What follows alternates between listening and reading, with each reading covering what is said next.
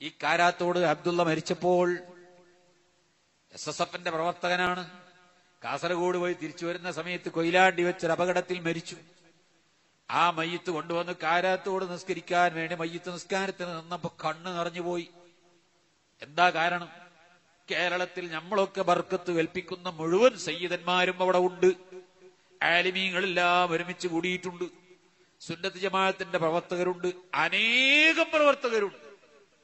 ആരായി ആലിമീങ്ങള്? വലിയ വലിയ ആലിമീങ്ങളാണ്, വലിയ പണ്ഡിതന്മാരാണ്. കേരളത്തിൽ തലയെടുപ്പുള്ള AP ഉസ്താദ് പോലെ, സുലൈമാൻ ഉസ്താദ് പോലെ, ബഹുമാനപ്പെട്ട പൊന്മള ഉസ്താദ് പോലെ, അല്ലാഹു അവർക്കൊക്കെ ആഫിയത്തുള്ള ദീർഘായുസ്സ് കൊടുക്കട്ടെ. ആ മഹാന്മാരൊക്കെ ആ മയ്യിത്ത് നിസ്കാരത്തിലുണ്ട്. ഈ കാരാത്തോട് അബ്ദുള്ള ഒരു പണ്ഡിതനാണോ? അല്ല. മുദരിസാണോ? അല്ല. ഒരു സാധാരണ ചെറുപ്പക്കാരൻ, ഒരു മദ്രസാധ്യാപകനായിട്ട് പണ്ഡിത രൂപത്തിൽ അല്ല, ഒരു സാധാരണ ചെറുപ്പക്കാരൻ. എന്റെ SSFന്റെ വിദ്യാർത്ഥികളെ ശ്രദ്ധിക്കാൻ വേണ്ടി പറയാം. ഈ കുട്ടി മരിച്ചിട്ട് സർവ പണ്ഡിതന്മാരും സയ്യിദന്മാരും ഒരുമിച്ച് കൂടിയിട്ട് അവർ പറയാണ്. ഞാൻ ആ സദസ് ഇങ്ങനെ നോക്കുമ്പോ എനിക്ക് വല്ലാത്തൊരു ഇതായിപ്പോയി. എന്താണ് ഈ ആലിമീങ്ങൾ പറയുന്നത്? അല്ലാഹുമ്മഗ്ഫിർ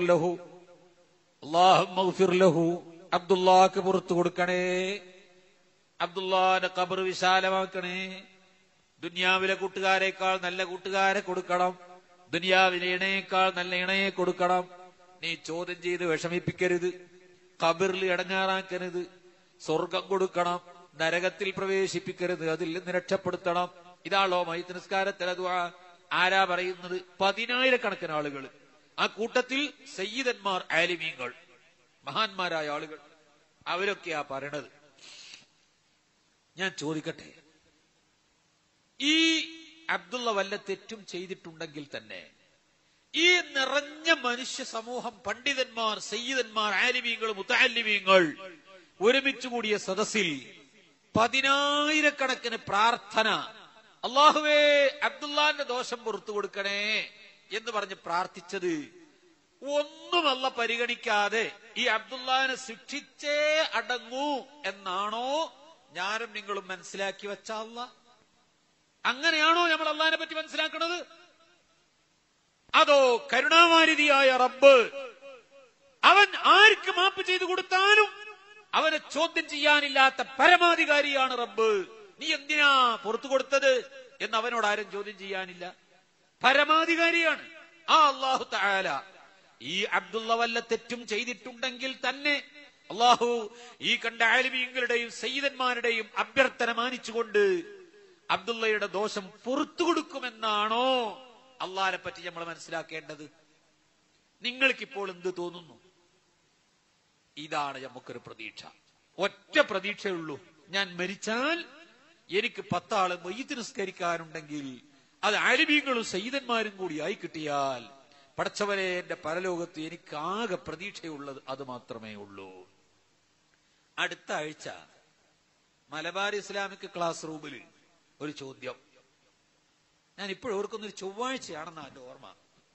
ആ ദിക്റില് നമുക്കെന്താ അബ്ദുള്ളക്ക് വേണ്ടി കുറച്ച് ദിക്ർ ചൊല്ലിക്കൂടും. അന്നാണ് അബുദാബി SYSന്റെ ഓഫീസറുടെ ഷിഹാബ് സഖാഫി മരണപ്പെട്ടത്.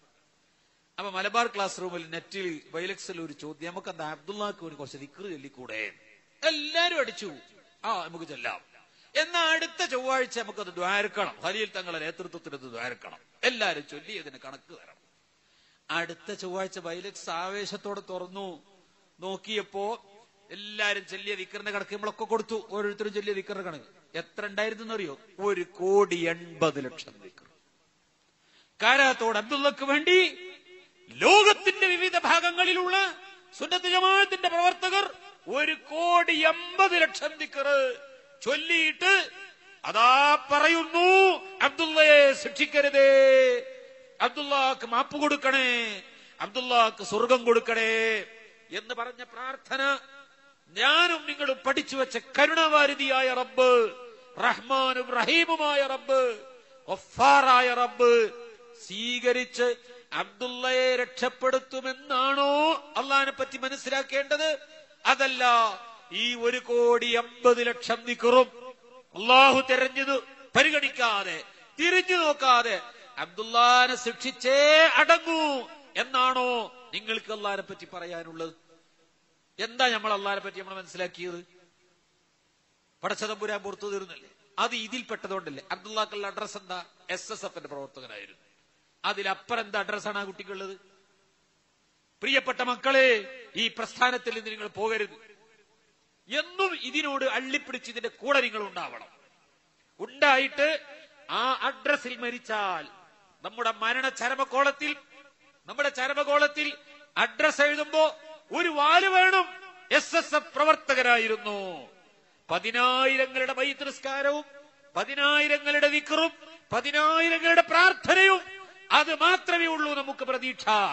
ഞാൻ എന്റെ നഫ്സിന് വേണ്ടി നിസ്കരിച്ച നിസ്കാരത്തെക്കാൾ, ഞാൻ എനിക്ക് വേണ്ടി ഓതിയ ഖുർആനിനേക്കാൾ, ഞാൻ എനിക്ക് വേണ്ടി ചൊല്ലിയ ദിക്റുകളേക്കാൾ എനിക്ക് പ്രതീക്ഷ എന്റെ SSFന്റെ പ്രവർത്തകർ എനിക്ക് വേണ്ടി ഒരു ആമീൻ പറയും, എനിക്ക് വേണ്ടി ദുആ ചെയ്യും എന്നുള്ള ഒരൊറ്റ പ്രതീക്ഷ, അതെനിക്ക് പരലോകത്തേക്ക് പ്രതീക്ഷയാണ്.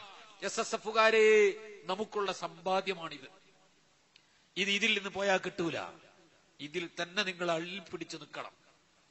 പോകുമ്പോ ഈ കാരാത്തോട് അബ്ദുള്ള മരിച്ചപ്പോൾ SSFന്റെ പ്രവർത്തകനാണ്. കാസർഗോഡ് പോയി തിരിച്ചു വരുന്ന സമയത്ത് കൊയിലാണ്ടി